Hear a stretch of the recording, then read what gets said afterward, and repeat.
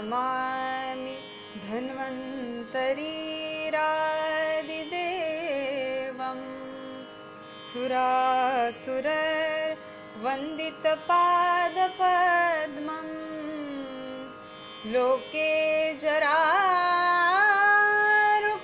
भयमृत्युनाशं दातारमीशं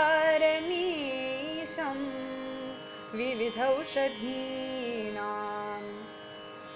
शङ्खं चक्रं जलौकान् दधतमृतघटं चारुदोर्भिश्चतुर्भिः सूक्ष्मस्वच्छातिरुद्यं शुकपरिविलसन् मौलिमं भोजनेत्रं कालाम्भोदोज्ज्वलाङ्गं कटितटविलसच्चारु पीताम्बराढ्यं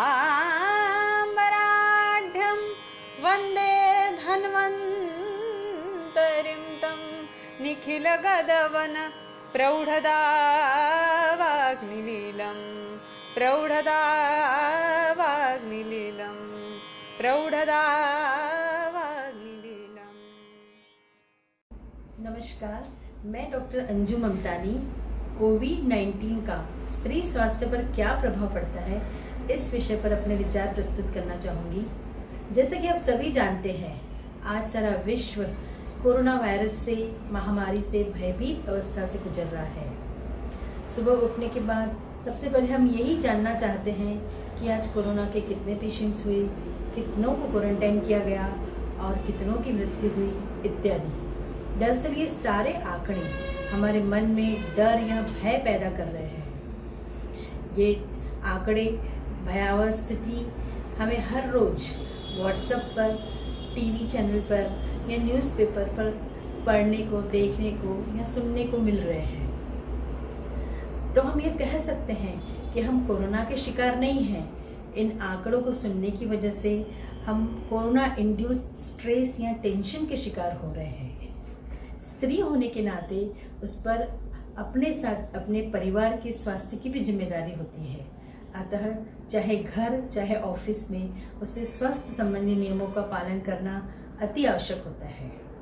स्त्री की अनेक अवस्थाएं होती है, जैसे मासिक धर्म से संबंधित, गर्भावस्था, प्रसूतावस्था, रजोनिवृत्ति काल इत्यादि इत्यादि।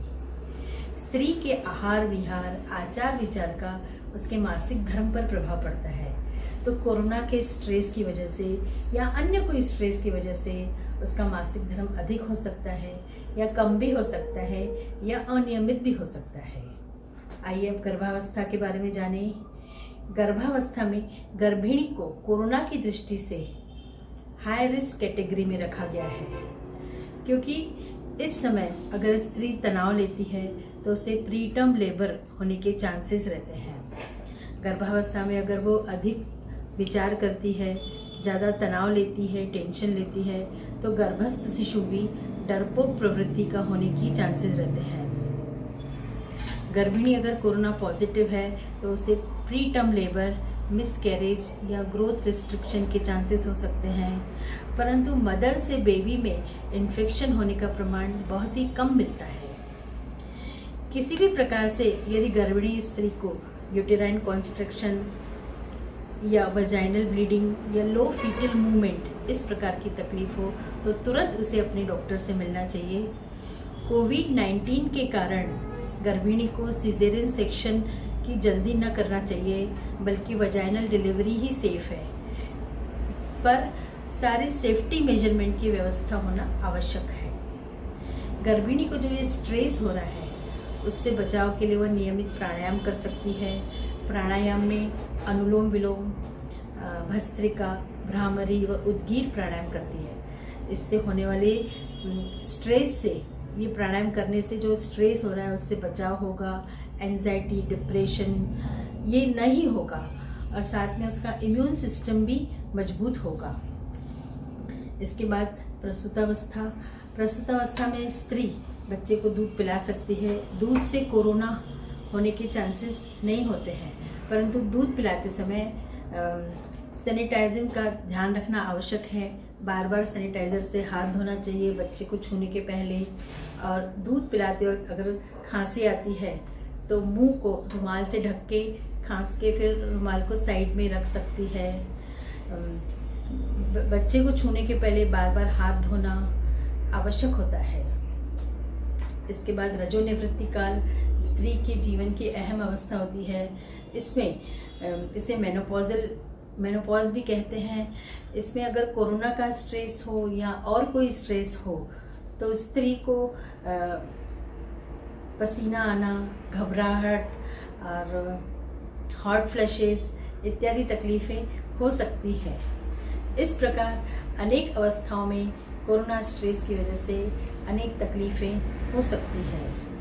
देखा गया है कि कोरोना अटैक 80 to 85% पेशेंट में माइल्ड सिम्टम ही होते हैं और वो खुद ही ठीक भी हो जाता है। 10 to 15% पेशेंट में रिस्क ज़्यादा होता है और ये वो पेशेंट होते हैं जिनको डायबिटीज़ हो, हाइपरटेंशन हो या जिन्हें कार्डियक प्रॉब्लम हो, रीनल प्रॉब्लम हो इत्यादि इत्यादि। 3 to 4% एक्सपेक्टेड डेथ रेट है और उसमें भी जो पेशेंट 60 to 65 इयर्स के एज के हैं या उससे ज़्यादा के हैं उनको होने की संभावना होती है। अब आइए आयुर्वेदिक उपचार पर। आयुर्वेदिक उपचार में अग्नि चिकित्सा और रसायन चिकित्सा दो प्रकार के पहलुओं को ध्यान रखना पड़ता है। अग्नि चिकित्सा अर्थात अग्नि की सुरक्षा करना, अग्नि को प्रदीप्त करना, और इसके लिए अग्नि चिकित्सा के लिए फ्रिज का पानी या ठंडा पानी नहीं पीना है।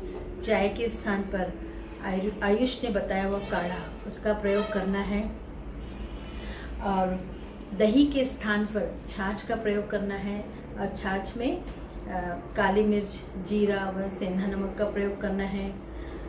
दूध में हल्दी मिलाकर लेना है और गर्भिणी का या रुग्णा का हाजमा बराबर होना चाहिए, डाइजेशन बराबर होना चाहिए, इसलिए समय पर आहार लेना आवश्यक है। इम्यूनिटी बढ़ाने के लिए हमारे किचन में अनेक सुपर फूड्स हैं जिनका उपयोग कर हम अपनी इम्यूनिटी बढ़ा सकते हैं, जैसे नींबू, अदरक, लहसुन, सेब, अलसी, ग्रीन टी इत्यादि। इम्यूनिटी बढ़ाने के लिए आप नींबू पानी ले सकते हैं। आयुर्वेद में अनेक औषधियाँ इम्यूनिटी बढ़ाने के लिए बताई गई है, जैसे च्यवनप्राश, अमृतारिष्ट या आमल के रसायन का भी सेवन कर सकते हैं। इसके अलावा अश्वगंधा चूर्ण, मुलेठी चूर्ण और यष्टिमधि चूर्ण इनको सम भाग लेकर एक एक चम्मच सुबह शाम दूध के साथ लेने से भी इम्यूनिटी बढ़ती है। आयुर्वेद में दिनचर्या के अंतर्गत गंडूश व नस्य का वर्णन दिया गया है। गंडूश व नस्य करने से इम्यूनिटी बढ़ती है। दरअसल गंडूश व नस्य से नेजल मेम्ब्रेन और माउथ कैविटी लुब्रिकेटेड रहती है, जिससे कोरोना का आक्रमण नहीं होता है। इसके अलावा मन को सबल बनाने के लिए नियमित प्रार्थना, पॉजिटिव सोच इस प्रकार करना चाहिए। अब देखा जाए तो कोरोना की कोई वैक्सीन नहीं है, कोई मेडिसिन नहीं है, अतः दिए गए नियमों, यहाँ बताए गए नियमों का पालन करके ही हम कोरोना से बच सकते हैं। अब आइए स्किन केयर की बात करें। दरअसल कोरोना काल में यह सलाह दी जाती है कि बार बार हाथ धोएं। हाथ धोने से हाथों की स्किन, ड्राई स्किन की प्रॉब्लम हो रही है और स्किन पर रैशेज आ रहे हैं, अतः स्किन को कुनकुने पानी से ही हाथ धोना चाहिए और हाथ धोने के बाद मॉइस्चराइज़र का प्रयोग करना चाहिए। मॉइस्चराइज़र में सबसे अच्छा आयुर्वेद में वर्णित आप एलोवेरा जेल का प्रयोग कर सकते हैं। इसके अलावा गुलाब जल और ग्लिसरीन का भी प्रयोग कर सकते हैं, साथ ही वैसलीन का भी प्रयोग कर सकते हैं। अब हेयर केयर के बारे में बात करेंगे। कोरोना के 3-4 महीने के बाद हेयर फॉल के काफ़ी पेशेंट्स मिल रहे हैं। यह समस्या पुरुषों में अधिक पाई जा रही है। स्ट्रेस की वजह से इसका कारण हो सकता है, अतः पुरुषों ने या जिस किसी को भी हेयर फॉल का प्रॉब्लम है उसने अपने आहार विहार पर ध्यान देना चाहिए और कुछ घरेलू वनौषधियों का, घरेलू चीज़ों का उपयोग करना चाहिए, जैसे सुबह काले तिल का सेवन कर सकते हैं। इसके अलावा यष्टि मधु, आंवला व भृंगराज का समभाग चूर्ण आप उपयोग कर सकते हैं। इस तरह ये छोटी मोटी चीज़ों को अपनाकर अपने आहार विहार पर ध्यान रखकर नियमित योगासन कर और कुछ सावधानियां बरतकर हम कोरोना से अपना बचाव कर सकते हैं। धन्यवाद।